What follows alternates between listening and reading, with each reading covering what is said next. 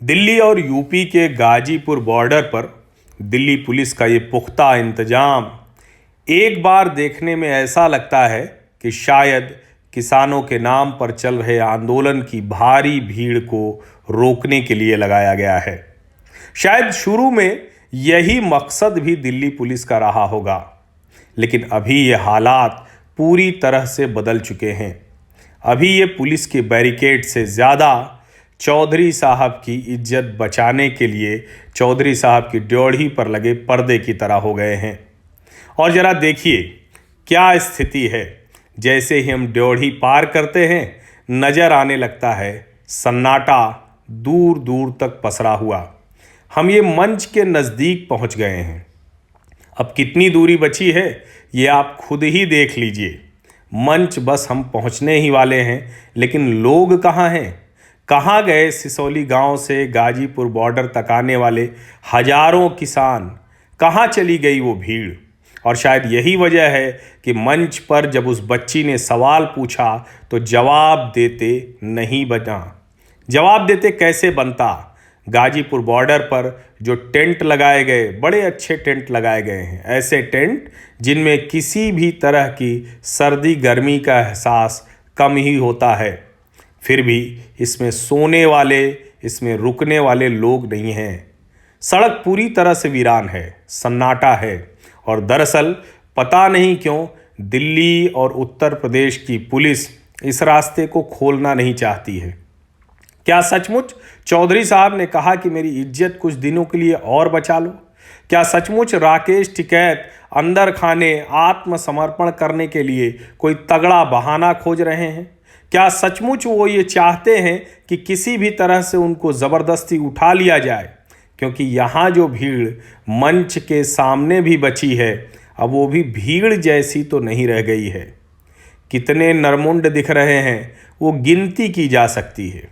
और सवाल सिर्फ गिनती भर कर लेने का नहीं है, सवाल तो ये है कि ये किस स्थिति में बैठे हैं, हताश, निराश, परेशान। और ज़रा देखिए चारों तरफ, कहीं आपको कोई रोकने वाला मिलता है क्या? ये तो भला हो टीवी चैनलों का और कुछ रिपोर्टर और कैमरामैन का कि वहाँ पहुँच जाते हैं तो थोड़ा रौनक बन जाती है। कुछ आसपास के बच्चे जो सफाई कर्मियों के बच्चे हैं, कुछ कूड़ा बीनने वाले बच्चे हैं, वो सब जाते हैं, घूमते टहलते रहते हैं, तो लगता है कि नहीं ठीक है, यहाँ कुछ जीवन बचा हुआ है। तो कुल मिलाकर इतनी भर रह गई है गाजीपुर बॉर्डर पर जिंदगी।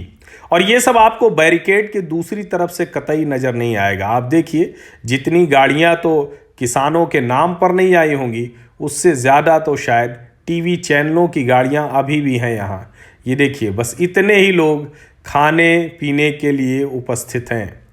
लंगर मुफ्त का है, फिर भी कोई खाने वाला नहीं है। पंगत भी देख लीजिए, ये किसान आंदोलन से जुड़े हुए खिलाने वाले लोग हैं, खाने वाले कौन लोग हैं इसका अनुमान लगाइए। लस्सी पीजिए, मट्ठा पीजिए, खाना खाइए, कुछ देर तो रुक जाइए। क्योंकि अगर इतनी देर भी आप नहीं रुकेंगे तो शायद चौधरी साहब की जो रही सही इज्जत बैरिकेड की दूसरी तरफ से नज़र नहीं आती है, वो अंदर आने वाले को तो पूरी तरह से दिख ही जाती है। तिरंगा लगा रखा है, लेकिन तिरंगे के प्रति कितना सम्मान है ये देश ने 26 जनवरी को देख लिया।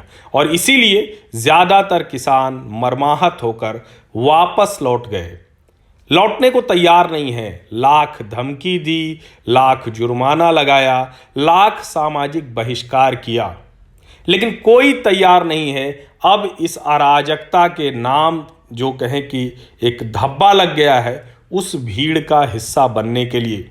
चौधरी साहब की चौधराहट वो अब सिर्फ अराजकता और गुंडागर्दी के लिए भली जाने जाए, लेकिन कोई भी इसमें आकर खुद से शामिल नहीं होना चाहता।